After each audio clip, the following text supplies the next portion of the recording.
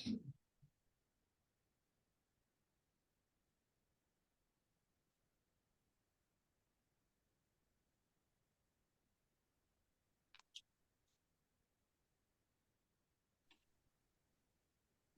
on. Dear friends, today we're here, the memorial service of Brother Shankara. We're here to celebrate his life, reflect on his life, obedience. The Lord give it, and the Lord take it away. Blessed be the name of the Lord. The Lord, in his infinite wisdom and mercy, has taken God, my friend, and a companion, Brother Shankara. For now, the hand of the potter has shattered the vessel that she made. She has covered the face of her beloved and hidden it with the veil. Infinite time has received the purring soul, and our love cries out in vain to stay the hand of God. So today, we are here to honor Brother Shankara's life. In doing so, we'd like to invite our beloved Revered Swami Sarvadeva, who's head of the Vedanta in California, who's also been ministering this century's level. We'd like to have him come and say a few words today on Zoom with Brother Shankara. Swami Sarvadeva, welcome you. Okay. Today we are here to celebrate the wonderful life of Swami in Brother Shankara. It is a great illustration that he has placed before us, that the ancient system of living, going through the 4 stages of life, and one can be fully satisfied within. I think Shankara's life shows that. He had his youthful time, education and all this. He has his married life. Then he has renounced those, retired life, and dedicated to God totally. This is a proof that this principle, which worked in India for thousands of years, is valid. And he passed away, they left the body with such simplicity and peacefulness. That is an example before us. To his whole life was dedicated for Sri Ramakrishna, Holy Mother, and Swamiji, and he was very following the instruction of what Swami Shahananda Maharaj gave him. So it is a great opportunity to think of him and his activities, what he did. So, but we know the body dies, the soul remains undisturbed. So we'll read from the Kathopanishad a few verses, and also a few verses from the Bhagavad Gita, where it is talking about the impermanence of the body and the permanent eternity of the soul. Kathopanishad. Om tang durdarshan gudham anupravishtam guhahitam gabharishtam puranam adhyatma yogadhigamena devam matva dhiro harsasuku jahati anoraniyan mahato mahiyan atma sajantor nihito guhayam tamakratu pashyati mitra shoka dhatu prasadat mahimanam atmana. The wise man gives up both joy and sorrow, having realized the means of meditation on the inner self, that ancient effulgent one who is so hard to see, who is so subtle, immanent, and is seated in the heart and resident in the body. The soul, smaller than the smallest greater than the greatest, dwell in the hearts of all beings. The desireless one, being free from grip, realizes the glory of the soul to the purity of his senses. Ashariragam sarireshu anavasteshu avastitam mahantam vibhumatmanam matva dhiro nasosati. The wise man does not grieve, having known the bodiless, all-pervading Supreme Soul who dwells in the impermanent bodies. Atmanam ratinang viddhi, sharirang ratamevatu, buddhin tu sarating viddhi, mana pragrahamevacha, indriyani hayannahur, vishayang steshu gosharam, atmendriya manojuktam, mukta ityahur manishina. Know that the soul is the master of the chariot, sitting within it, and the body the chariot. Consider the intellect as the charioteer, and the mind as the reins. The senses are the horses, and the sense objects are the roads. The wise call the soul the enjoyer when it is united with the body and senses. Isha sarveshu bhuteshu gurvatmana prakasati drishyati tvagraya buddhya suksmaya suksmadarsivi asabdam asparsham arupam abbayam tatha arasang nityam agandhavachayat anadyan anantang mahata parang dhruvam nichajutan mrityumukhat pramuchati. The soul is hidden in all beings and it is not revealed to all. It is seen only by the men of deep insight through their pointed and subtle intellect. Having realized the soul, who is soundless, touchless, formless, imperishable, and also without taste and smell, is eternal and without beginning and end, one is released from the jaws of death. On the Bhagavad Gita, second chapter, Najayati mriyati va kadasit nayang bhutva bhavita na bhuya ajo nitya shaswatu vayang purano nahannati hannamane surire. The soul is never born, it never dies, nor having once been, does it cease to be. Unborn, eternal, permanent, and primeval. It does not die when the body dies. Vasang sijirnani yatha vihayo navani grinhati naruparani tatha sharirani vihayo jirnani anyani sangyati navani dehi. As a person casts off worn out garments and puts on others that are new, so does the soul cast off worn out bodies and enter into others that are new. Nainang chinnanti shastrani, nainang dahati pavaka, nachainang kledayanti apo, na shoshayati marutaha, achidduayam, adajuvayam, akleddu, ashushayivacha, nitya sarvagato sthanu, acharuayam sanatana. Weapons do not cleave it, fire does not burn it, water does not make it wet, not does the wind make it dry. It is eternal, all-pervasive, unchanging, and immovable. It is the same forever. Dehi nityam abadhoyam dehi sarvasya bharata tasmat sarvani bhutani natyam sochitam arasi. The soul that dwells in the bodies of all can never die. Therefore, you should not grieve for anyone. Here is the end of our reading of the Gita and the Upanishad.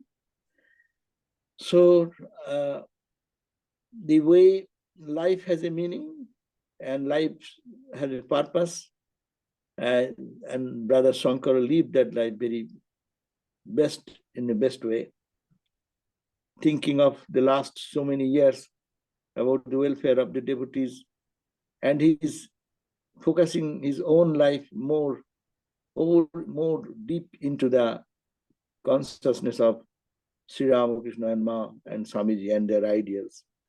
So let us have this ideal before us and let us move on in our life to think how we can live that life in a better way, to a life of God intoxication and God absorption.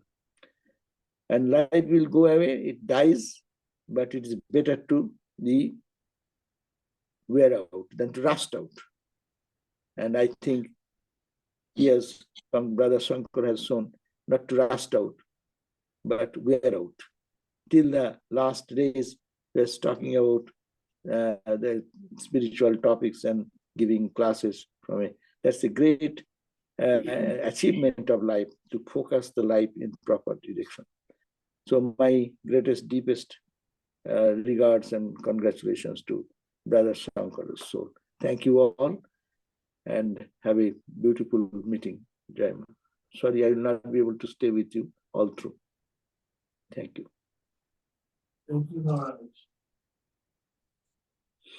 Now we have a few words from Brother Shankara's son.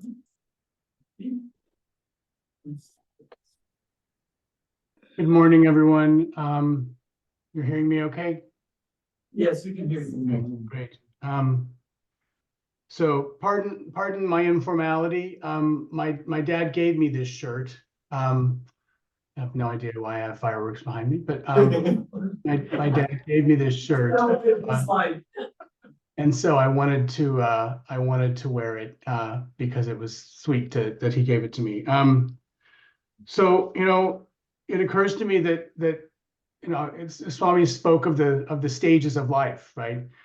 And you all were very involved in the latter part of that. And I was very involved in the beginning part of that, or maybe the middle, because his life preceded me for sure.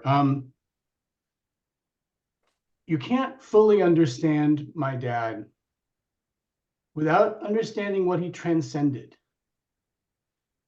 And I won't dwell on it, but this is a young man who left home at 17 because his life was so brutal there. Like many of that time, he was born, and his father immediately was off to war in World War II, because he was born in 1942. And when his father came back, he was a suspect, because he could have been a mama's boy, because he could have been weak. And that was not going to be okay. And so he went through a lot of ugliness, as did his brothers and sisters. And at 17, he couldn't do it anymore. He left, So that's a brave thing to do, maybe a foolhardy thing to do in some ways, but a brave thing to do when you're 17. And he made it up to Seal Beach, and we're working in a little bookstore called the Ivory Tower, which is sort of ironic. He met my mother's father first, before he met my mother. He met my grandfather Bert, who loved that bookstore. And at only 22, married my mother. And by the way, this is her birthday today, which is sort of an auspicious thing. It's her birthday today. And they married, and so they were 20 and 22 when they married. Oh no, when they were 18 and 22 when they married. 18 and 20 when they married. They were 20 and 22 when they had me. So they were young, and trying to make it in the early 60s. And it was a challenge. And because it was the 60s, they did all sorts of things that you might have done in the 60s, and had some fun with it, I think, but also some trouble with it. And my dad was a poet, and he was a writer, and the poor thing faced in his mind a false choice, that he could either be a poet or he could be a family man and provide for his family. And it's a shame that that was a choice that he felt. But later he resolved that choice, thank goodness. But at the time he felt that that was a choice, and it was a burden for him, because it was going to be Dylan Thomas and burn out, rather than wear out. And so it was a difficult choice for him, but he made it. And my father is the one who introduced me to spirituality as a boy. He was already involved with SRF and self-realization fellowship and things before we got to the Vedanta Society, and he would meditate, and then at the end of his meditation he would bring me with him, and we would say the Lord's Prayer. He taught me the Lord's Prayer, and so I've always had this bifurcation of a little bit of Christianity, a little bit of Marian Catholic for my mother, and a whole lot of Vedanta, but he introduced me to that. And when we got to the Vedanta Society, which was 1972, he says it was 1973, but I pretty think I'm right. When we got there, that was, of course, transformative, because Swami Prabhupada was there, and other Swamis were there. Shraddhananda was there, and other Swamis would come visiting from New York, and a lot of Swamis came at the time. It was a hub, because people would come in California and enjoy the summer, right? And of course the company of Prabhupada. But it was a very heady time and a very touching time. These people floated; they didn't walk. And it changed our lives dramatically, and we were very devoted, and that opened up a whole new part of my father's life in terms of being devoted in service, right? He had been involved in organizations and things like this, but the service that he did over the years, when Swahananda became the head of the center, arguably Dad was one of his sort of right-hand people, and helped him set up centers all across the nation, set up 501c3s that were important. He was very instrumental in helping with all of that, and really just that was his raison d'etre, was to be of service. He built a career along the side of that. It varied, but the constant in his life was his spirituality, the constant, and his love for family.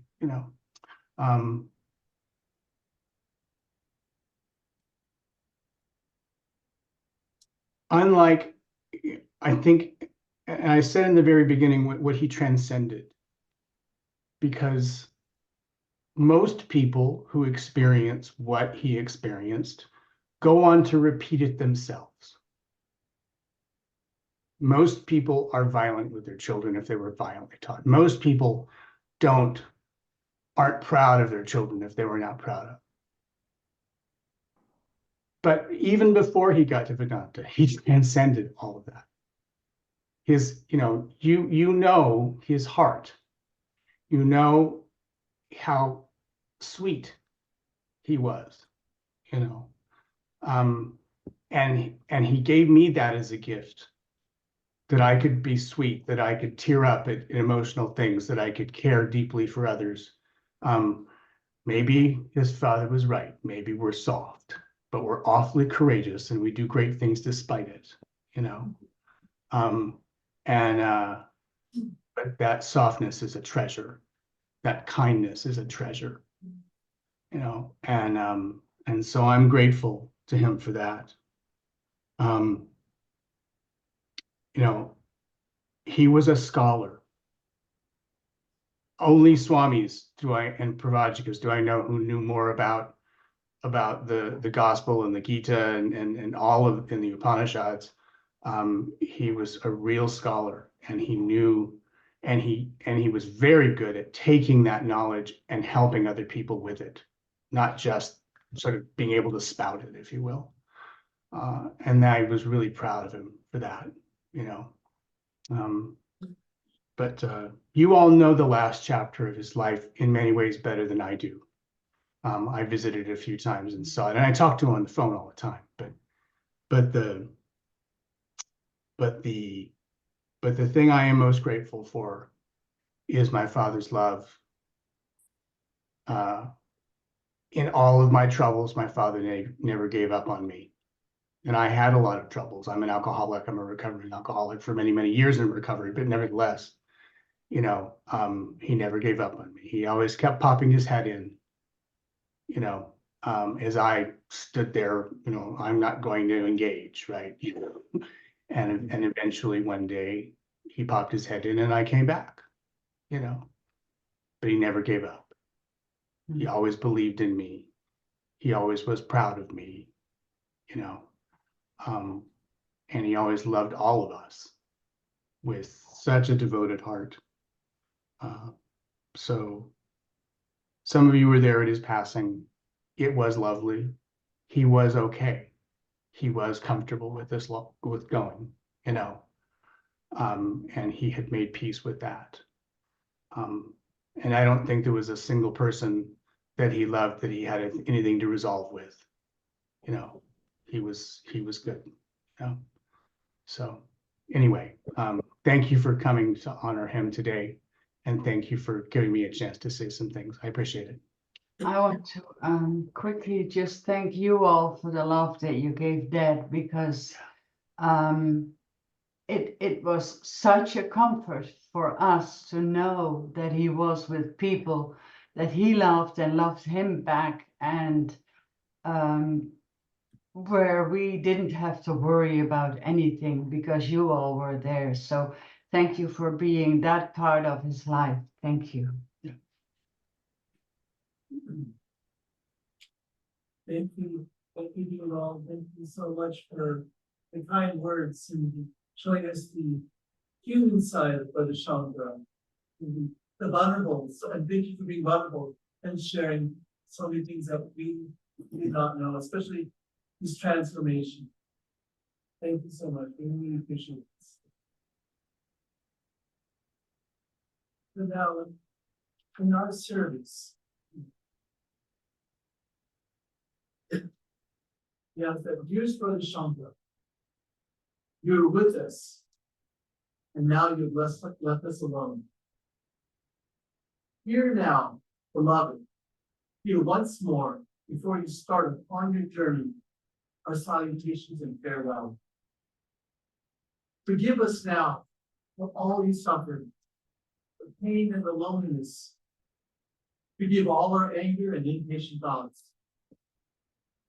Forgive us for every failure to love and for every failure to express more love. Forgive us for all you lacked in life and for all you lacked in death. And forgive us for love that we failed to comfort you. Forgive us. But now, Brother Shankara, let us remember your inspiring life. With lovingness, live again in thought of your living days and your holy life. Let's not forget any act you did that was helpful and generous, kind, courageous, and selfless. One by one, all your acts of help, sweetness, and self-sacrifice come before us. Sweet is the memory of our journey together. You are very holy for us now, especially in the presence of death. Know how much we love you. Until we too are wrapped in death, may we never forget to send you the constant aid through love and prayer. Know that love is stronger than death. Many waters cannot quench it, nor can the floods overwhelm it. Your hand is not unclasped from our hands, nor has your name vanished from the life of our hearts. Of this we are certain. Our longing and the strength of our love cannot fail to reach you and give you strength. Under God's will, here and throughout. And now is the time of your journey forth. Go now and be one with the company of the saints.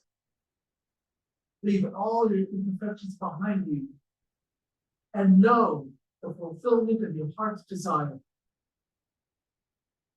May the gods of high heaven be protectors on the path that we tread before us. Go forth like a happy traveler to distant lands and lands beyond distance. Onward from month to month. Lord, Lord. Go forth by those same paths trodden by women and men, the paths that all must tread according to their deeds. Death is certain for the born. Rebirth is certain for the dawn. But the indwelling God will never be destroyed. Bodies are said to die, but that which possesses the body is eternal. That reality which pervades the universe is indestructible. So let us never forget that the truth is you are always united to the mind. Keep this thought always in our minds. Cherish it, meditate on it, and realize this truth. O Krishna, loving shepherd of the people. O Buddha, Lord of compassion. O Jesus, lover and savior of the soul. O Ramakrishna, embodiment of all God's forms. May you and every nameless master of the spirit receive and save this soul. Keep this soul in your presence, O Lord God, and shine upon it with your everlasting light. And now, beloved brother Shankara, may the Lord bless you and keep you.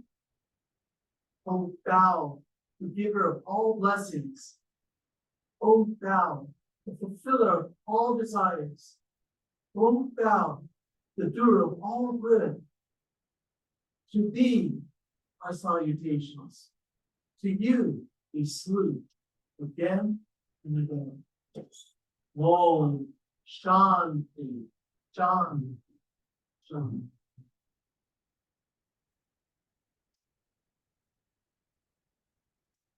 Now,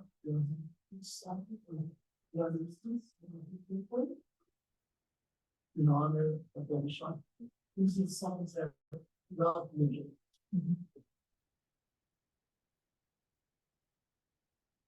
As we reflect on the music, let us feel the positive thoughts and memories of what Brother Shankar has offered us in our words.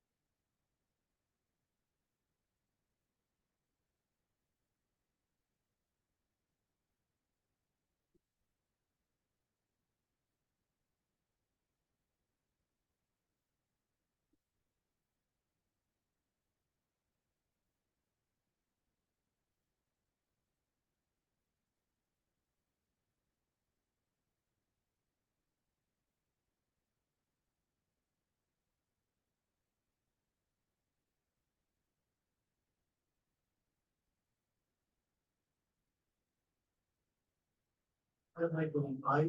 Not too much.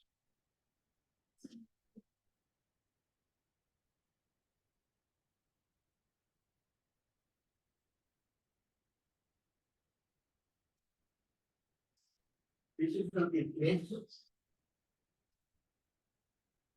This is not the place of time to be. Like Swami said, when the body goes away, the soul stays. And that's for which our can be born. But nevertheless, for the Shankara, has contributed certain distinct qualities in us, which I wanted to share, so that we have to emulate him. He will not die until we cease to be spiritualists. That's what he used there. His contributions. Number one, that impressed me the most, that most of the Swamis, their Swamis from the very beginning of their life. He was a householder, Brother Shankara, and then he became a Swami. To that extent, I could identify with him a lot more. And he could identify with us a good lot more. He was a householder. But the house did not hold him for too long. And he knew his path. To me, that is what Vedanta is. That you know your path.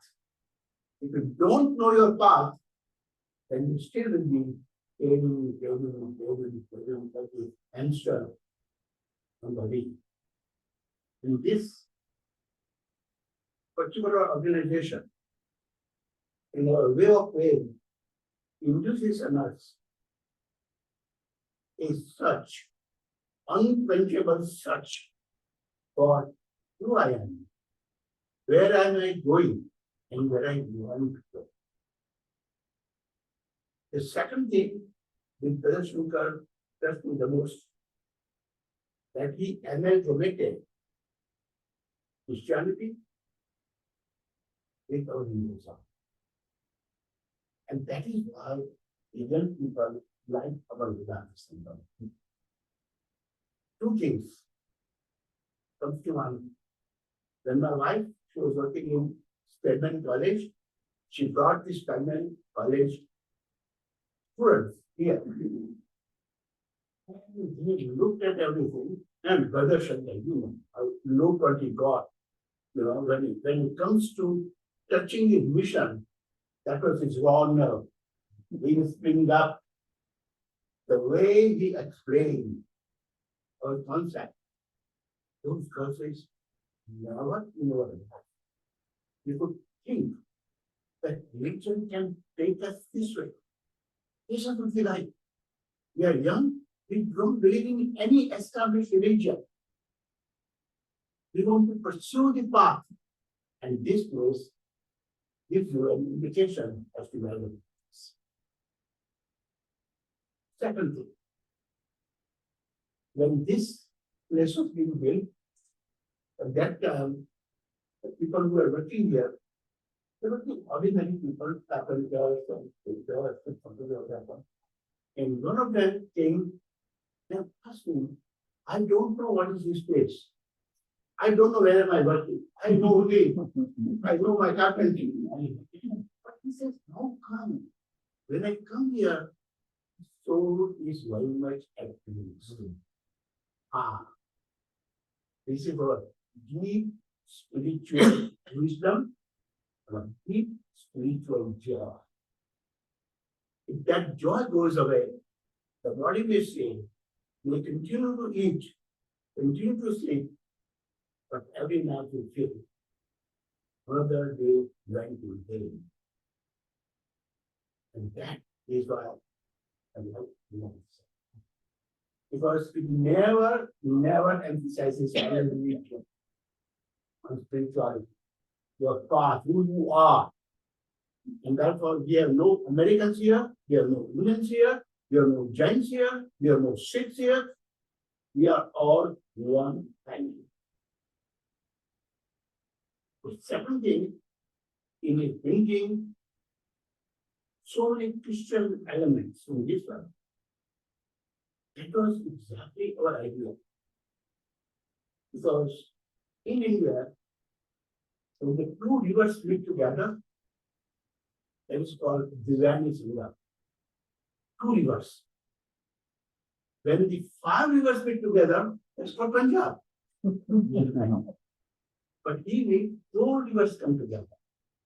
Mudecha, Munecheva, Mississippi, Missouricha.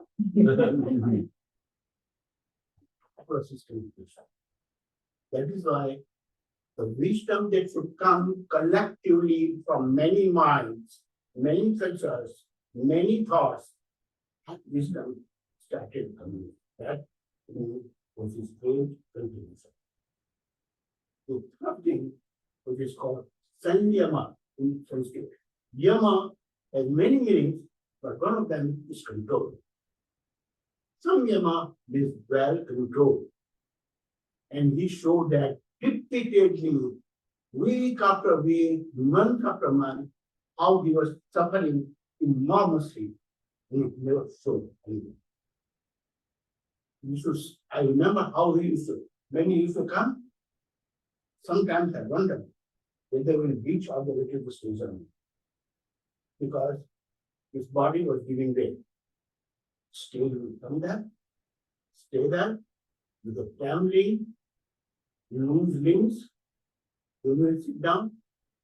Again, he will concentrate on more and more lessons, more and more exercises, Monday, Tuesday, Wednesday, and he just done that. How did he do that? So that means what you say is true, that spiritual strength exceeds any other strength.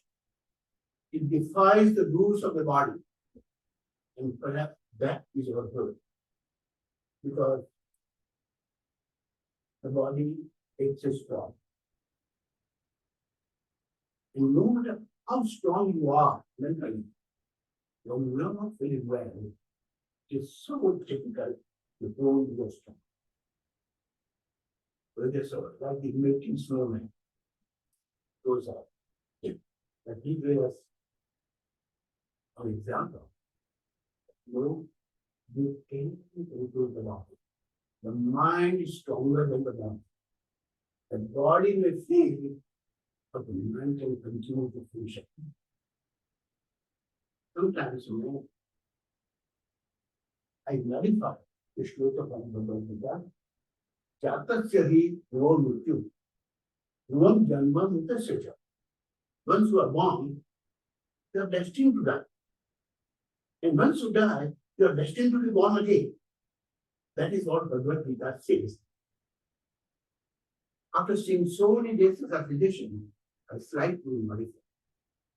Jatasya hi dhruva rogaha. Jatasya hi dhruva jara. Once you are born, the body is subject to infrequent of diseases. It has nothing to do with the old age. There are some congenital problems of the heart in the children, congenital liver problems in the children, newborn.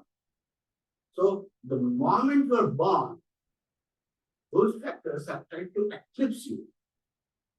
So Jataka Senu, Yoga. Suppose my was that, like most of us. Then Jataka Sehi Jara. Then old age is an absolute, the final distribution of the body. You cannot help it. Those who think that, oh, I've been so strong, sometimes I wonder.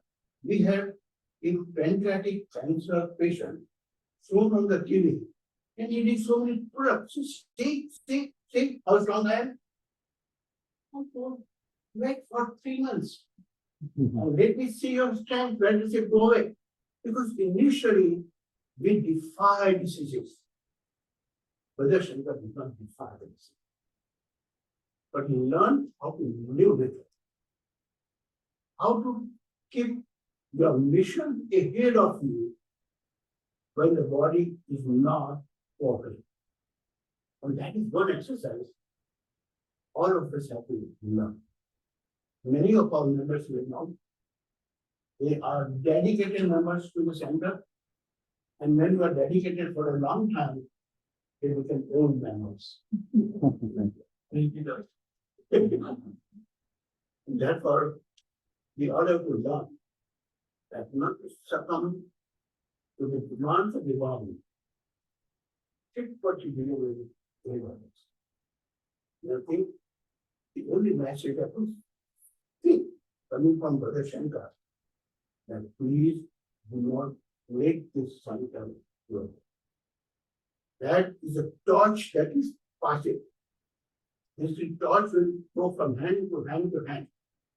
The torch has to burn. When that goes away, I'm ready to say, but somebody in this family center, Brother Shankara, many other galaxy of gurus that we pursue, they will stand over you.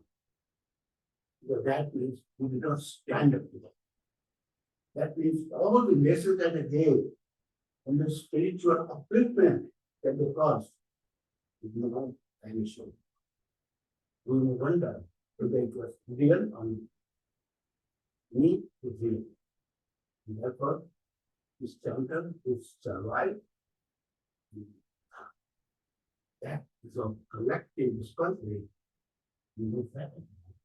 We don't have to live with our relation. Thank you.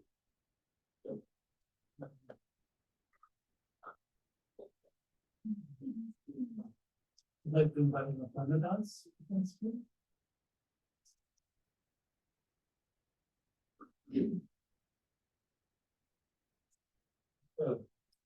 You always kind of seem like an equates, what the Swami said, but I think it's still pretty important because those of you who live some part of the Bible, it's from you. Sorry. The fact of much said, the book is not that. It's almost the end of truth. It's God to say. The original trust in the family of God, the best of truth. The Lord gave it, the Lord take it away. Yes, we're spiritual, God. But more than some goals in the trust of the brand new. Some of the other days, from this my current position here in part of the security practice. And Shankara was, referral. He did referral so that I could get my credits and enjoy the period that I'm doing today. When they know, my bosses know I'm a Vedantist. I pretty much drop everything in Swami because they know that my side is very important to me, like stuff that, and that's a good one.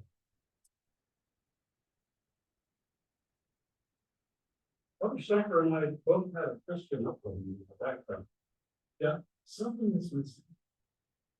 Something is still done. There's still this talk of coming and information that our Christians which tell us was So we have told the story, and we only found out from being out today that Shankara was into self-realization, as goes up. That was, we both read autobiography of the Yogi about Harinamananda. It was a very difficult decision for both of us to, which way do we go, SRF or Vedanta? And I remember us speaking that when we actually met the Swamis, we just saw that sincerity, and we felt something there. Oh, there's spiritual power. That's what soul us involved. For him, it's Swami Harinamananda, and for me, it's Swami Webbing.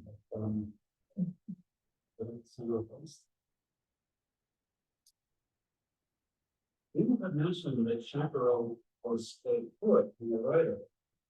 He absolutely was. He was everything. He got a lot of great poetry, a lot of song. He could speak with great depth and knowledge of all types of music, from Beethoven to the Beatles, from Mozart to the monkeys. He knew it all and speak to it in great depth. But he also was very familiar with great works of literature. For example, to help my daughter with school, I helped her read Macbeth, Julius Caesar, and Hamlet. And reading them again as an adult, I realized these are great works of literature. And then I talked to him about it, and him too. He spoke with great depth and clarity about Hamlet's struggles and his contemplation of suicide at one time and the different ways out the options. He got it all. And that showed a lot of depth. Greenberg also mentioned family struggles, which were really the same family struggles that I had myself. So that's why he became the minister of my friend. We both had the same family struggles. For example, we both had daughters who came to the terrible traumas of World War II, who had PTSD, and were dealing with it as their children. We had dealing too.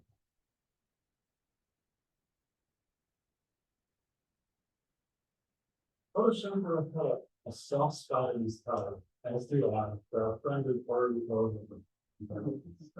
He called them third people. And he even accepted my class at the Rockville favor and looked at me. She ended up as members of the center. Accepted. And they didn't come there and just so I don't see that's what that's interesting. My key cat, Eva, who left his body very soon.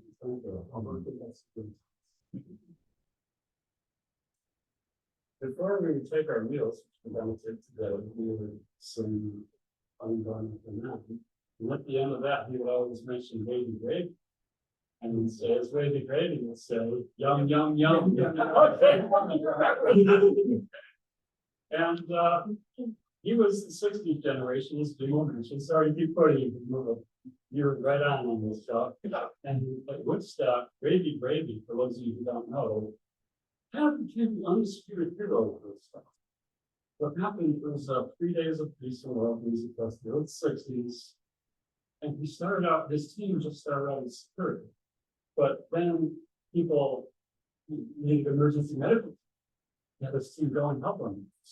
And emergency medical. So they ran out of food and people brought in food.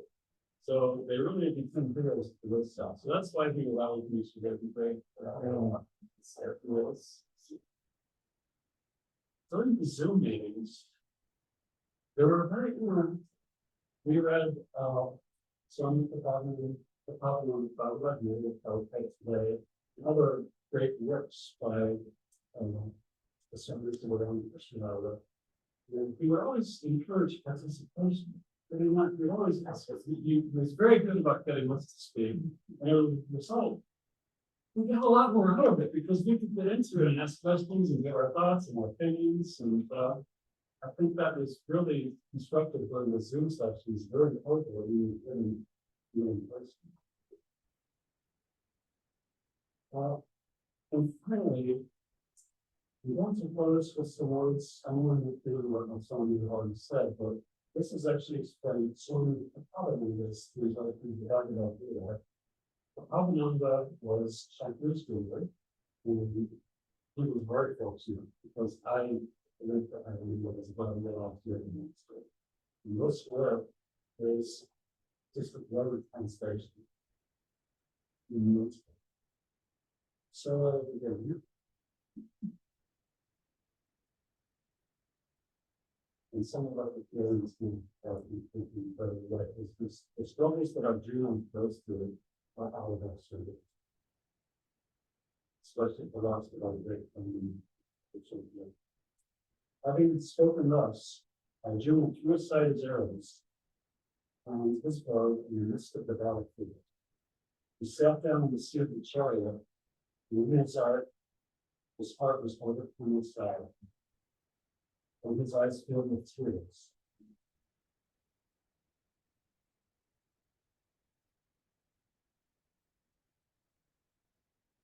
And Arjuna, the foe consuming, but never slothful, having spoken to Govinda, ruler of the senses, he added, I will not fight in this battle. Very poet thought. Sweet question. Your words are wise, Arjuna, but your sorrow is for nothing. The truly wise know neither for the living nor the dead. There was never a time when I did not exist, nor you, nor any of these kings, nor was there any future for me so seeks to be. Nor the immortality of the soul, all the heavens. Just as the dweller in this body passes through childhood, youth, and old age, so at death, he merely passes into another human body. The lies are not deceived by that. From the reading in this world in which we know, we feel his loss. This is the scriptures we feel a solace.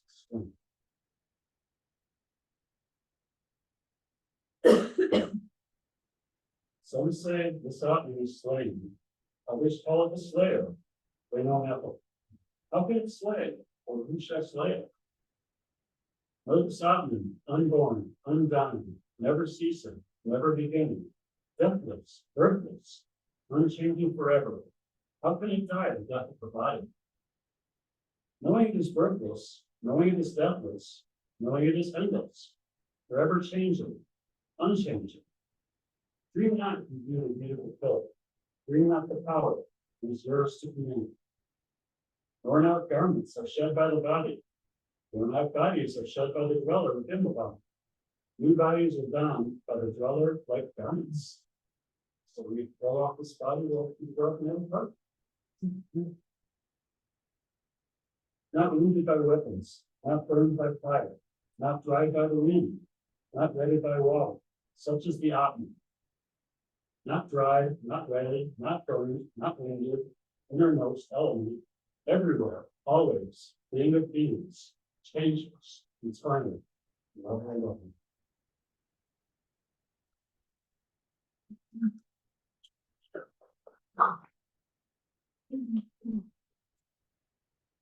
Now about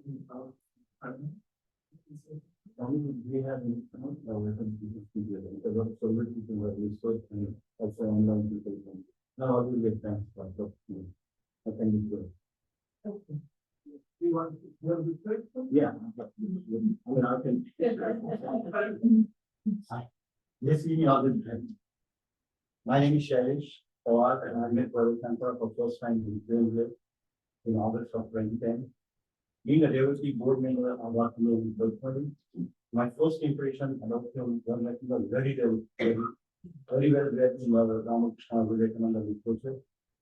And Vedanta school of thought, his devotion towards Ramakrishna, Holy Mother and Swami, and the monks of Ramakrishna order was notable. After his retirement, he accepted his Guru request to come to Atlanta. So I always mention this, that there are so many people who retire that keep living their lives, which are more centered towards with our own family. And so he left all the way and came here, and I know he missed California. He missed his family over there, and he was really for a while. He wore various hats of responsibility and responsibility. Even when his health was failing, he kept schedule of classes with him. I always look forward for the weekday classes, especially the Tuesday classes. I remember, I used to happen there, I think very long time. His contribution on I always look forward. There were several people who always look forward to that plan. And you still miss you. We have now a residency class and there were like 4 or 5 days. And you always miss you on them. You know, being a board member, I had some differences with him, but we were never indifferent in that. You know, I remember visiting him in his last day for 2-3 times, and we had such a wonderful conversation that I never after to me that there were so many differences or there were different ways that we wanted to go. But that's amazing. You all the board members are trying our best to take the leadership of the revolution.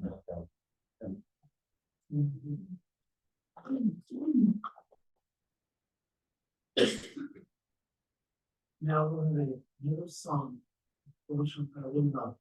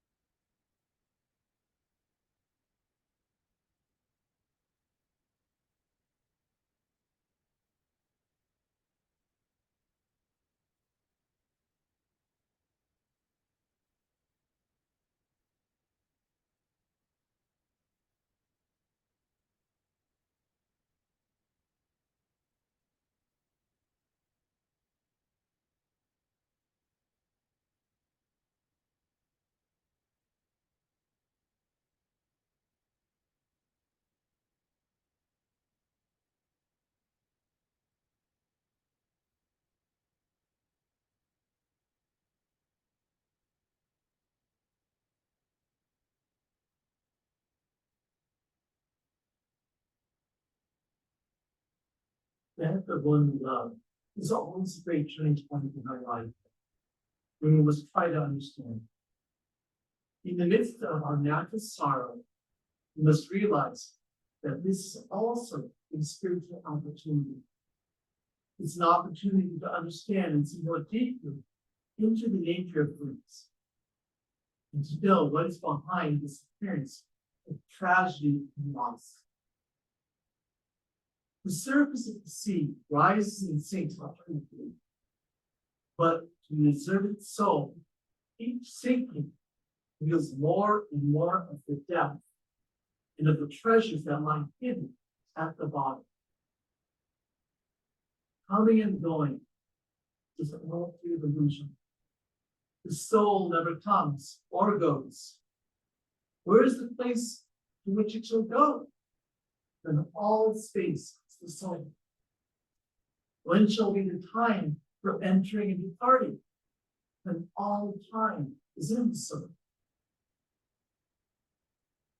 Our friend, Brother Shankara, has given up the old garment he was wearing, and is now standing where he always was, through all eternity. Will he manifest another such garment in this or any other world? We sincerely pray that he will not until he does so in full consciousness. We pray that no one may be dragged anywhere by the unseen power of past actions. We pray that all may be free and all have knowledge of that freedom. But if they are to dream, let us pray that the dreams be of peace and bliss. Om Sato Ma Sadhyamaya Tamaso Ma Yogamaya Mrityo Ma Amritam Yamaya Vamiravirvaiti Rudrayate Dakshinamukam Enamam Pahi Nityam Enamam Pahi Nityam Om Shanti Shanti Shanti. The Lord bless thee and please thee. The Lord make his face shine upon thee and be gracious unto thee. The Lord lift up his countenance upon thee and give thee peace. From the unreal, lead Brother Shankara to the day. From the darkness, lead Brother Shankara to the light. from death, lead Brother Shankara, you know. Like Brother Shankara through and through, and guide him evermore with thy loving presence. Peace, peace.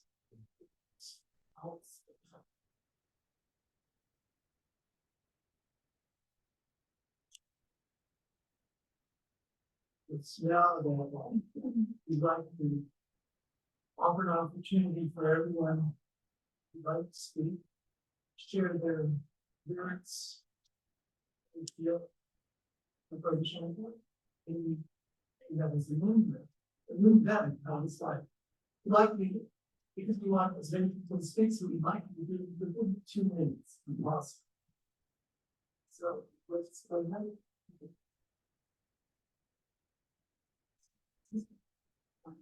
Right, Roger. Yeah. Well, Brother Shankara, I think the greatest gift we got from the center was my children used to watch Wizard of Oz. And when he put that theme and interpreted in a so simple, Vedanta sense, and so I was just amazed. I told all my children, anybody, if I watch his lecture, listen to the lecture. So interestingly, Dorothy, all of those characters was fascinating to that. And I remember at that time I went to Taiwan, and I was traveling and met some next to me said a young woman, she's talked about saying that I teach children by using Disney characters. And I said, wow, what a way to teach them. And that's what I think the center had, the unique gift we got from Brother Shankara. But he could take any theme, like I remember the Book of Job, he talked about it. I remember about the Halloween, how it's celebrated. Some of those things I never can forget how interpret, how he put it across that so amazingly to understand. And so I think that's the greatest gift we got from him. And I think you can always, anybody wants to learn about Vedanta, go on Nation Lectures. Thank you.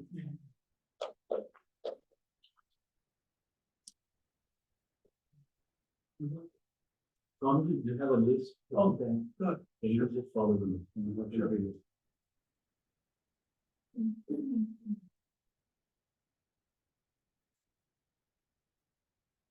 Yes. It's what- Yeah, on Fairfield, about a dozen years ago or so, I did this and then like the very driven with my group, what you would call us seekers.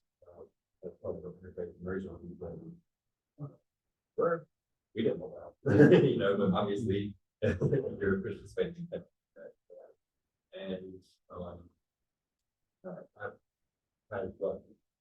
I've been categorized as ADHD my whole life with that categorization. Sitting in the room with him that day. Maybe the first time looking at that. That fault is. I don't like that name dearly, sorry. And so I was engaged, just the presence that he had, the engagement, the presence of silence, and there are the questions and respond with love and respect showed for each person. Just what the family that patient change on about.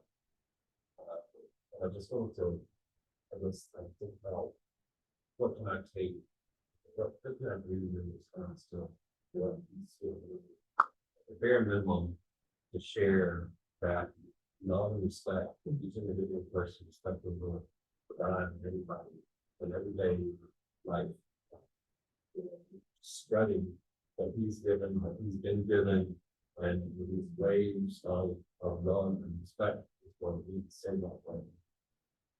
Very minimum. I think that's the greatest that I can do is to just embody that later, and we go to them, and then you put yourself in a place to spread norm. I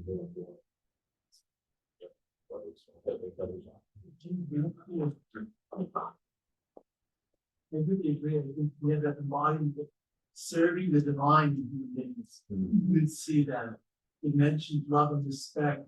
Swami Vivekananda said, serve God in human beings, you have to do two things. One is, first, know that who you're serving is God.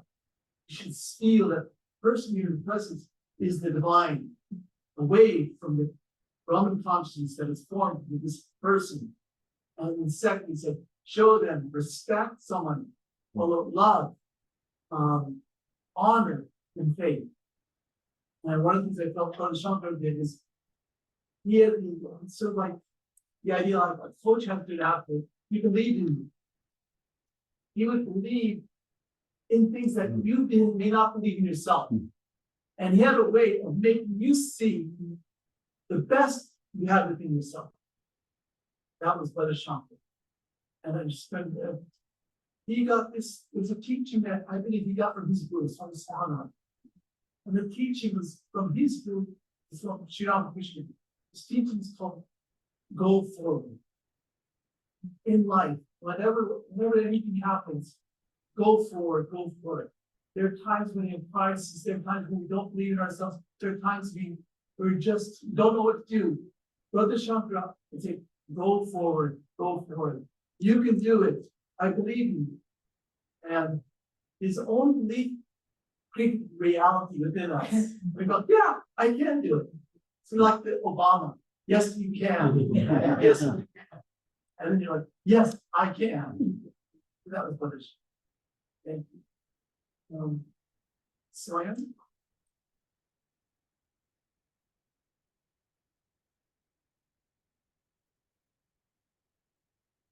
Namaste, everybody. My name is Swami for short. I owe my very entry into this Vedanta spiritual journey and connection to the Ramakrishna order to dear Brother Shankara. After having been through many other avenues, including self-realization as many others have, after attending just 2 or 3 of Brother Shankara's Sunday talks, I knew that this is a place for me. With Brother Shankara's blessing and guidance, my husband and I got initiated by Swami Sarvadhananda. I gained so much from Brother Shankara's classes and talks. He had a great knack to give the perfect answers to my questions, even though I was not sure that I clearly stated what was in my mind. Above all, I think questions and the love that he gave us whenever we were in his presence. I particularly hold dear that as long as he was physically able to, come rain or shine, he would walk us to the parking lot and send us in the loving and protective hands of the Divine Mother. He would scold us lovingly if he even suggested that he not trouble himself. He would say, don't you tell me what to do. And he did this to all the devotees. Although I very much miss Brother Shankara as the personality of Brother Shankara, now I feel his presence as part of an expanded consciousness. And I pray that consciousness for continued guidance for myself, our Vedanta Center, and all the devotees and well-wishers. Thank you. You're reminding me of Brother Shankara. You see the picture here of Holy Mother? Look at the mother's heart. He was really such a compassionate and loving heart. You could pour anything into him, and he'd be there without judgment. He'd listen to you as a mother to a child, without trying to fix you, without trying to interrupt you, or just be a container for you to pour into.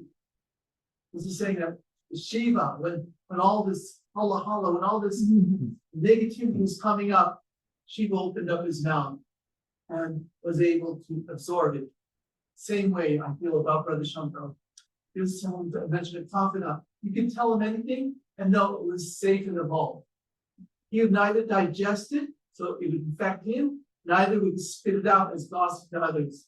He just holds space. That was bullshit. True. Sure. Alright, well, yeah, mine's gonna be pretty short. I didn't know Brother Shankara as long as you guys. I met in November. I'm a graduate student in consciousness studies, and I have a project on Vedanta. So I finally worked up the courage to go see him in question. And he actually helped me too, how that I was no longer allowed to write about that for the rest of the year. As soon as I got there, I was like, this guy is an encyclopedia, everything is set. And perhaps when he saw me, he said, oh yeah, this guy's a hippie, but we bonded over a lot of the 60s music, like you guys were saying. And I remember one time I went to visit him at a community place, and I was saying, you know, Dr. John, and he looked at me and said, you mean the night triplet? I just had a dream about him the other night. We were bonding over that, and he would entertain all my stupid questions about Vedanta. There was a poster in the elevator that said ancient aliens at 9:30 p.m. on Mondays. And I was like, Mr. Shankara, what do they think about ancient aliens? He would answer all these dumb questions. But he always treated me like I was part of the family. He gave me there and then, and he treated me like he had been for life. But there's almost like a grandfather. I don't miss him, of course, but he taught us so much about everything. I'm just grateful that I was able to. I will always appreciate listening to all you guys or the band with him. He was a great guy.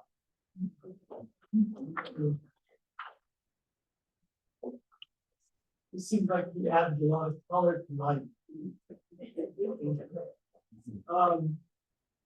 Stephen?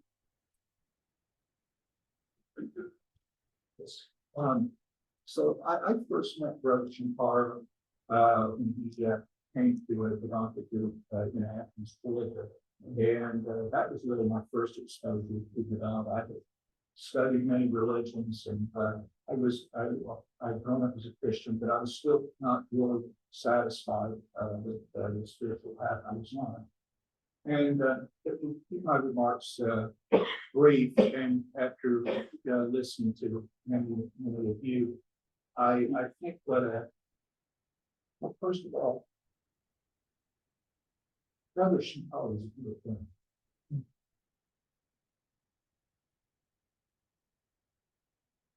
When I saw that, I felt in love.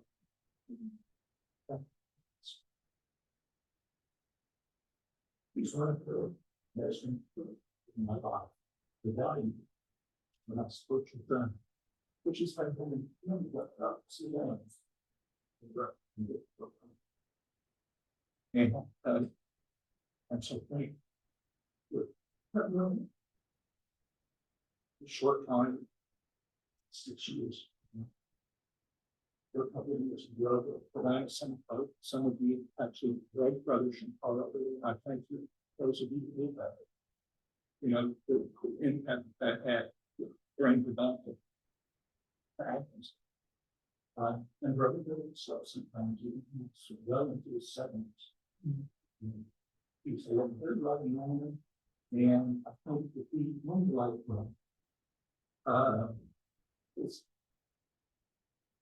this kindness. He didn't have any concern about the sin. He was the trust me down. And they showed the love.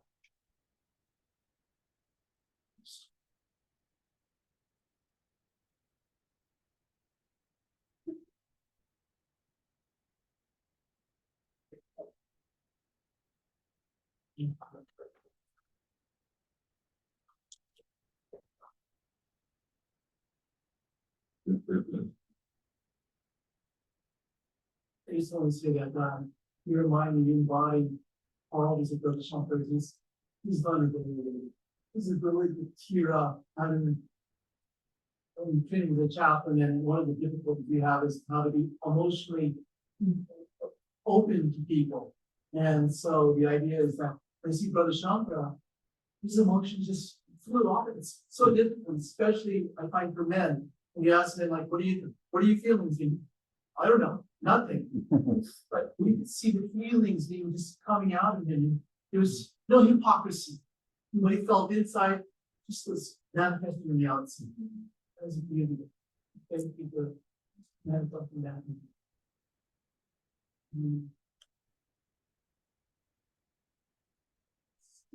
So, mom, baby.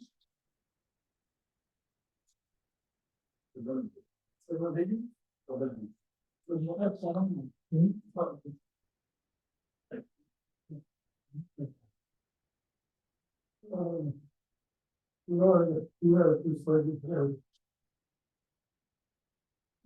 Here to celebrate the Sanjara's life. In that moment, I just want to briefly say, I'm just like my state of mind, my flow is way. So I will not say many words in try. All right. Let's see, Brother Shankara was my only guru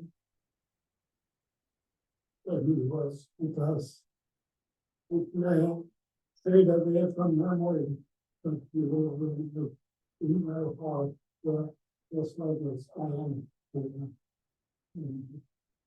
You're without all the first before him, so you was the year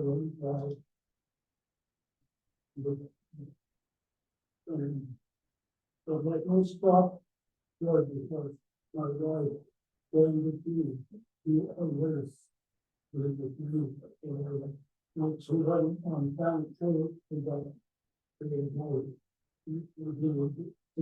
one my dear association here, with my partner that I got from university. So what you think of me, you probably talk to me to go come with me. You may temporarily get happy, and with you because I'm not listening to that in my planet, which was something. So what it was, the words I spoke to.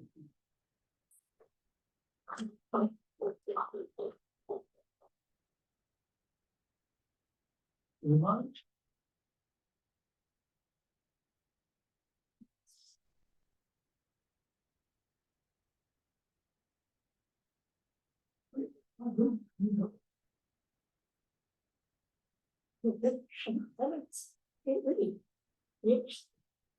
This is this space should be. And it was here, and here without shape. To say the people. It's just this space that the church. That was his every face. And to you, talk to me. I'm here. You get me, and you free. So, who's offering to show me how much? Yeah, all of this, so this two things. Not work communities.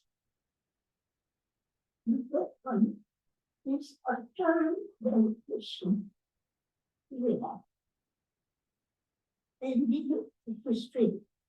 Some said it did not come straight into it. The form was like this. Don't forget also to graduate was protected to the spirit Swami was continuously almost teaching state. Another thing that touched me beautifully was that he treated each and every one with a pure respect And we were great parents. We were when before this was published. We put it all around in this one.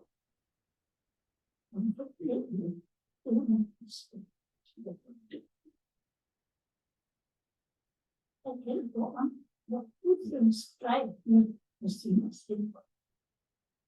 And what you is we out of giving and teaching people. Many times he was so fragile in his health that he could barely walk or stand. But if you ask him, if this is a class, I put then he always never ever that needs any class. And he wrote a teaching. One time he was told you had you to advance of the teaching. And we were getting late on that substantial. But you were not saying that I can come and keep. Oh, no. Late, but I must go to tea. He never used that. It's inside truly devoted to that teaching. The Zen of thought is resilience. His spirit was indomitable. His body was breaking every day of solid. He could not even take apart. Even when stand straight or move easy from what he do. But you never had coming anything that you intended. So many of tourists from real scriptures and it was always if you go to see it from Pakistan, they were very so it was really to listen and teaching to them. Personally, for me, we would make it first time was with scholarly research active for American Vedantins. Then said, and he had to something from the field now. And if he is not satisfied with someone, we'll check his source of it. So, I mean, like that. So, what I'm trying to say, that he was a person of details when it comes to acceptance, not scholarly. But at the same time, so touching. And he will this. The accent on our will, but maybe try. Each day there was something to talk and we were so concerned over money that after some innovation left, what will happen? Who will we survive? Who will take over? Then comes the Swami, and he remembered some of us. We asked him, what are your plans for the Shankara? And he just, on that word, he said, none. And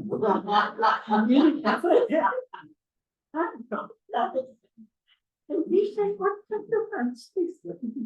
But then, he came to know that it's not much about speaking and announcing and letting you know. It was a viewer and dedicated. So the form carried for each one of us in this experience. This is not experience. So, yeah. But then I put in, so. I got chance, that's good, on one stage, so.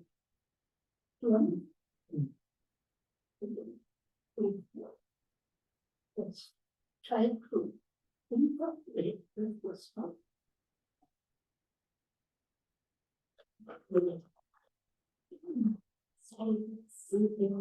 I have one from Rita Matthews, who was a sick person today. She asked me to share it. Rita Matthews on Athens. And she's entitled it, I love this title, From Brother to Mother. Brother Shankara was like a multifaceted diamond, each of us touched by a different facet of his brilliance. What stood out most to me was his profound love for Holy Mother and Chandi. He frequently quoted from Chandi, drawing inspiration and balance from its verses.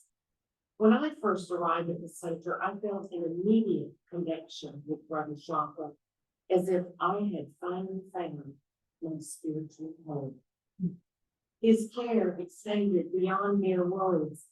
He actively facilitated spiritual practices like chanting Chandi in line with the encouragement of Swami Swahanandaji Maharaj, and now Swami Sarvadevananda Ji Maharaj. Without brothers' support, our monthly gatherings to chant in Sanskrit would not have been possible. For over 7 years now, our group has continued to meet on the first Saturday of each month, initially in the chapel, and then transitioning to Zoom due to COVID. Despite the challenges, technology has proven to be a blessing, allowing devotees from various countries and across the USA to join us, thus ensuring the continuity of the lineage of Swami Swahananda, Swami Sarvadevananda, and Brother Shankara by the grace of Mother. In the manner of a mother sharing stories with her children, Brother Shankara often spoke fondly of Swami Prabhupada, his spiritual mentor. One story in particular stands out. Swamiji pacing in the garden of 100 ashram, involved in a surreal glory. Perhaps Brother understood the importance of listening to such stories of spiritual luminaries in our own journey of growth. Just as a caterpillar transforms into a monarch butterfly, Brother's narratives of holy purple gradually helped us shed our worldly attachments, or spacesuits, as he would call them. Everyone's going to mention that, I think. Yeah. And prepare to embrace our eternal essence. Reflecting back, Brother Shankara resembled more of a mother figure than a mere brother. He constantly encouraged me to be courageous and persistent, often quoting Swami Vivekananda, "Stop not till the goal is reached." His kindness showered upon me was reminiscent of a mother's unconditional love. Through his teachings, whether song, poetry, or quotes from Thakur and Swamiji, Brother Shankara served as mother's instrument, transforming from brother to motherly figure to all who sought solace at the Vedanta. Couldn't said that any better. But yeah. You need to. Yes, thank you. I hope she's.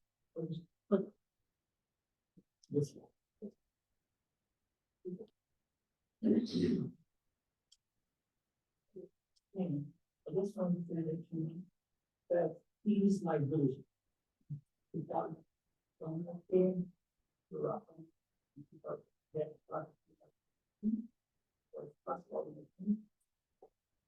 He thinks that real investment is the way he invites people with such a joy. And also, when he sends off people, it's such a happiness. These two things really attracted me. And of course, I have, before the COVID time, we used to sit there and, for a class, especially the gospel. He has so much knowledge about it. And every line he used to come. I really enjoyed that because most of the time I was the one who was reading the gospel. And of course, I had a lot of contact because during this open heart surgery, during this recovery, I used to come here and sleep in the night. I had a lot of people. But so actually, these are the things he initiated me into the Vedanta. The only thing I would say now, we have to carry that lamp. Now that lamp is abhyakta, it is concealed now, but we have to bring it out. Actually, this reminds me of a shloka from the Upanishad.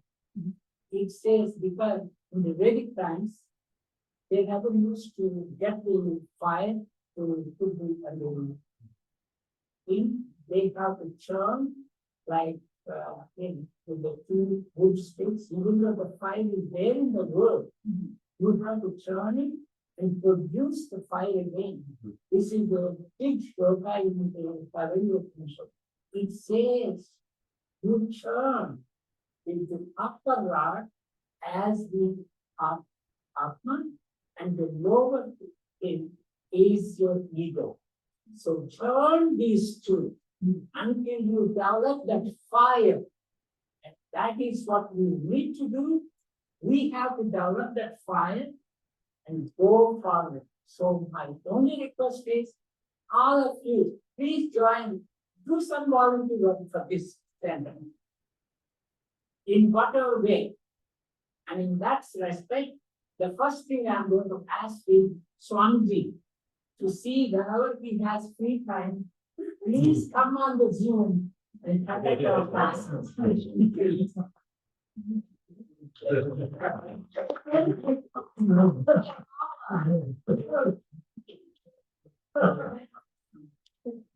And Nina? Oh, you're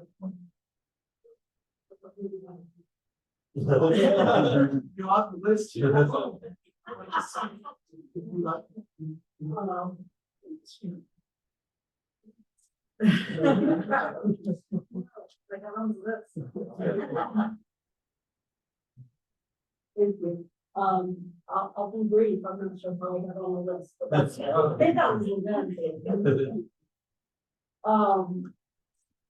yeah, so I just can only reiterate what everyone else said. Brother Shankara came here in 2010. I wasn't quite sure, I grew up with Swami again, so I wasn't quite sure. I'm like, what is this? But he made his way into my heart for sure. His knowledge of Vedanta and his embodiment of Vedanta was really special. And my favorite times with Shankara is when we have tea together. I'd come over here and hear tea with him, and we would sit and talk. I also live across from a golf course, and I don't know if you know this, but at one point in time we would go over there. It's a public course. We'd go over there and play golf. Yeah, he loved golf. He would come over afterwards sometimes for a cup of tea. And, just sitting and talking and sharing, like those special times with both. So what everyone else said, he will certainly be missed, but he was in our hearts. I just forgot to tell one more thing. Sure. I got only the blessings of Shankara. He's Guru Brahma that he has both with Shankara. So he usually blesses everyone who touching with that both, and he blesses. So I'll have the two blessings. Before you close up, is there anybody else? Okay, you. Yes. You read it back to me. Yes, there's some.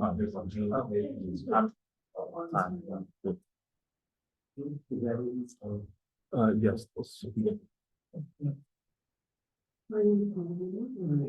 The whole house, I can see it. But it doesn't know, wasn't the kind of part, I was looking for. Places to go from the boat, all the places to look for us. So, all of a sudden, you know, gives to that, when I saw him back to go, back to do. So I mean, I was there was something, we were sitting in, then, and the impression that I had from him, this was someone who was like a mother and father. And so I expect the office of the government, you know, to be going to know the brain and bring it forward. So I what the saying this thing I went to this community. So the thing of this chocolate and something else in the whole person that's nice. You know, I don't really know what to do. And what's the feeling in my heart is feeling with some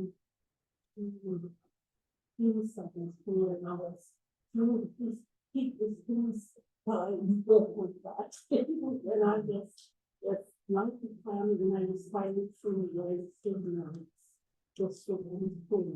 And I really wanted to move stuff, raise someone to talk about how to do it. And just that first, I'm gonna see, but I said, oh, that's something that will happen. Was it right? It's not even happening. Now the goal is how to post them down. And what, you know, the honest thing.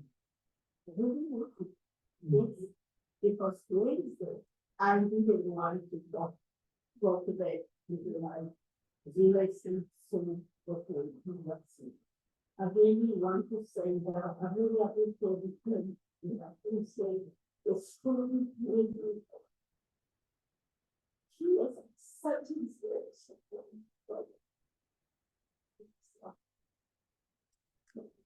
So,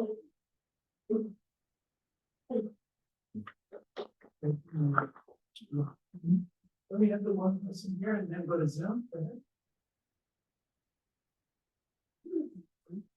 I'm here at times. Well, they guess it's Peter. I started 27 years ago because I was speaking with the brother Shankara. So, and he was there for me and like the wrong thing, I would say, and just opened up the beauty of this place to me. Meditate, but I also would often go and to the lunches after the services. And I was sitting there thinking, I met so many people, so many of you, in a casual way at those lunches and dinners.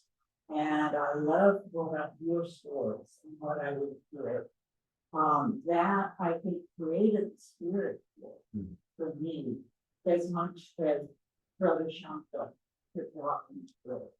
And I feel like he would walk me the side that he's standing here, which we know he is. He's looking out on you and seeing what he is doing from you. We're talking about, you know, he is seeing you and what the joy, the kindness, the spirit that each of you and each of us bring to this place, to each other, friends, embodying those for us. And I just felt like he would want me to say, he sees what each of us inside of us are like. And I started feeling that myself sitting here in the screen. And I thought, why am I feeling good about what Shankara saw from me? Well, I did for people. I realized each of these sees And when I come here, that's where I'm. from. So, in that peace and that love in my blood that we see in each other. Thank you. So now, I think if you keep on Zoom, you want to say something? Yes, it's good to be here with you today. You Uh, introduce yourself? Can you hear me? Yeah, you introduce yourself, so. we know I who you are. I'm Patrick Horn, and I can't see everybody who's in the congregation. I see Swami Harinamananda in the shrine, which is lovely. I knew Shankara in Hollywood. He would dress up as Santa for Christmas, and when he went to Atlanta, we would call him Santa in Atlanta. For me, he was Santa in Atlanta. I had been given an assignment from Swami Swahananda, and I was working with Shiva Maharaj in interfaith work. And I was passing through the South, and I phoned up Brother Shankara, who I had known to be very friendly and witty and sweet. And I said, I'm coming through the South. Can I come and visit for a few days? And he said, yes, please come. And he picked me up at the bus station, and I came to visit Atlanta. I thought I would only stay a few days, but I ended up staying for more than a year, maybe a year and a half, because one night I had a dream about Swami Swahananda. So I went to breakfast with Brother Shankara and told him I'd had a dream about Swami Swahananda. And he listened. And he said, that's interesting, because last night I had a dream about Swami Swahananda. And he says that I'm supposed to help you. And he did what people have said in encouraging me in my potential, in my capacity. He invited me to give talks on the platform there. He supported me in the interfaith work, which allowed me to help organize the United Religions Initiative in North America and go off to the Parliament of World's Religions. He insisted that I write, because Swami Swahananda wanted me to write every day, one page, write a page every day, Swami Swahananda told me. And Brother Shankara said, write, write, write. And I did some of the best writing that I've ever done in the contemplative environment that Brother Shankara had created in Atlanta. And the love of music. He knew I was a musician primarily. That's, my background. And he commissioned me to write a song to play and put me on the piano and to lead music. It was such a learning and growing experience to be with him, to drive him to Atlanta, to be in all of the different groups and all of the different classes. I would make breakfast every morning, usually oatmeal, sometimes pancakes, sometimes eggs, sometimes he would make breakfast. And we would sit every morning and we would talk, and he would share stories about the life that he transcended. He would share stories about the great swamis that he had known. He would bring out Swami Prabhavananda's coat, and he would blessings with the touching people with the sleeve of Swami Prabhavananda's coat that he had. One time I went to the Hollywood Center on a trip, and they were cleaning out the storage closet and throwing away paintings. And I saw this beautiful painting of Swami Prabhavananda, and I thought, this should not go in the garbage can. So I grabbed it and took it to my room and took a picture, and I sent it to Brother Shankara, and I said, I saved this painting. What can we do with it? And he saw the picture and he said, mail it back to Atlanta. And now it hangs in the dining hall. This beautiful, unique, one-of-a-kind picture of his guru, Swami Prabhavananda.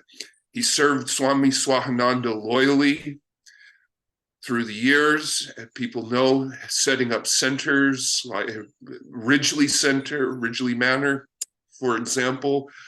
I count it as a great blessing the time that I was able to serve with him in Atlanta and the depth of our friendship there during that time between passing through for the Religion Communicators Council and going to the Parliament of Religions, all the different ways that he supported, encouraged me, and helped me to really understand my capacity and potential. And so I am very grateful for this opportunity to share these anecdotes with you and be here with you today and hear all these lovely stories. Namaskar and pranams. Thank you, Pastor. Great. Visit us again. All the pictures say, visit us again. And there's always Zoom, at least. Yes. Is there anybody else? I believe so.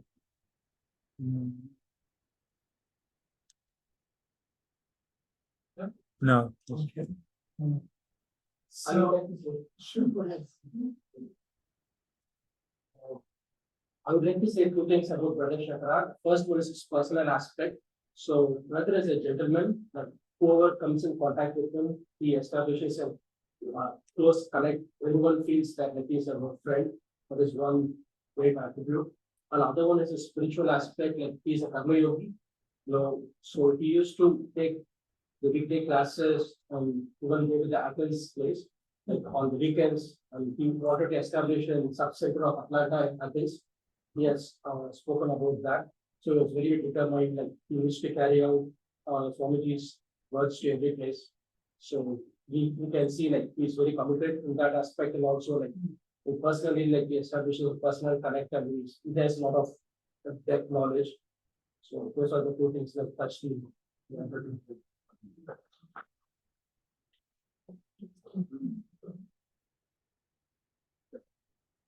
So I think everybody's okay. You said what you said. Right. One thing I want to mention is that everybody's talking about how like they're inspired in spirituality. But we see what inspires us most, I feel, is not the books that we read. It's the lives that we lead. You say life inspires life. And it really seems to me that his torch has passed on to every one of you. And you're illuminating that torch in your own life. And you feel it with your presence here. So all of you manifest that presence of Brother Shankara. It's coming in and through you. One of the things that I remember about Brother Shankara was that he was a person you feel that he really felt God's presence. That wasn't mentioned yet. But I remember I visited once, and I remember when he arrived in places, what would he do before he leaves the place? He'd come to this doorway. He would talk to God and tell God, God, this is where I'm going. This is what I'm going to be doing. This is where I'm leading to. And then when he comes back, returns from the place, first thing he doesn't go to his room, because he comes to the shrine and he goes, God, I returned. Just want to let you know where I've been, what I'm doing, and I'm back now. And do you remember when you go into the car, if you've ever driven with him, what he'd say? You'd chant God's name, Jai Shri Guru Maharaj, Jai Mahamaya, Swami Maharaj, and then you say, clap 3 times, Durga, Durga. You couldn't help but feel that the divine was present there in his presence. You'd feel something tangible. God, he made you feel God was real. And God was something that can be communicated with. And we talk about the eternal companion. God was his companion. He your companion too. This is what I love about Brother Shankara.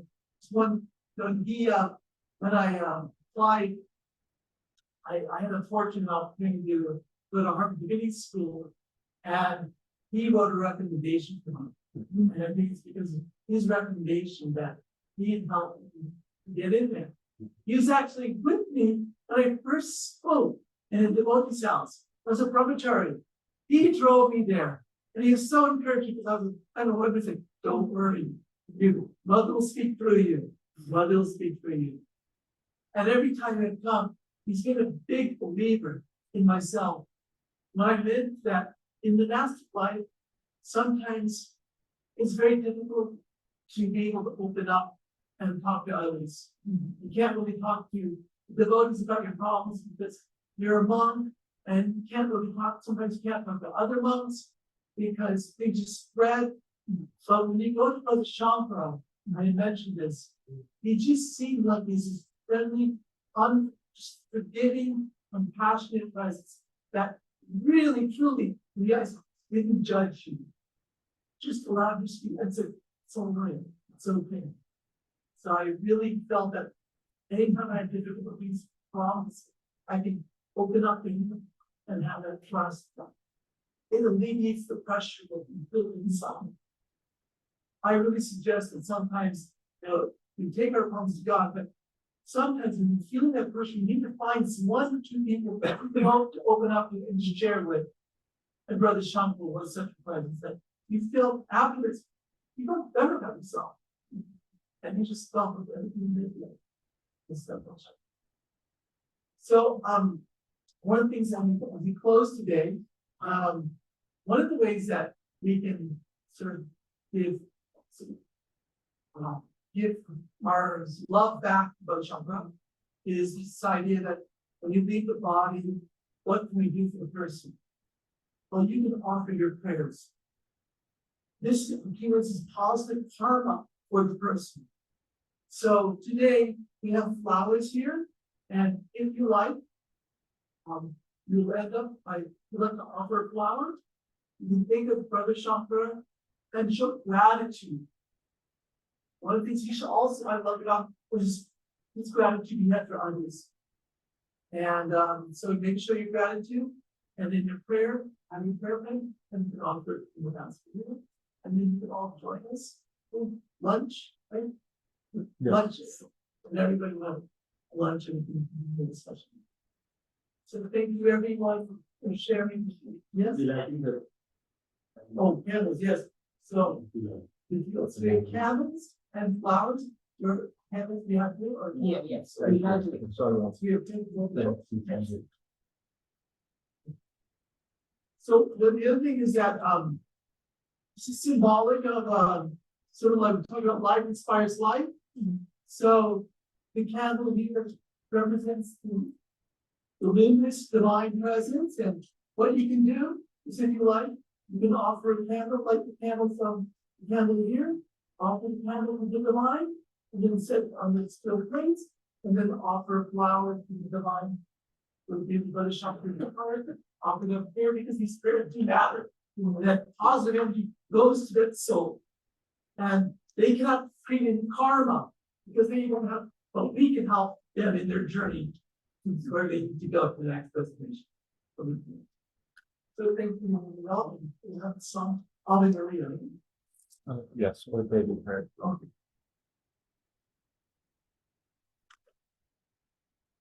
Om Shanti Shanti Shanti Hari Om Tat Sat Shri Ram Krishna.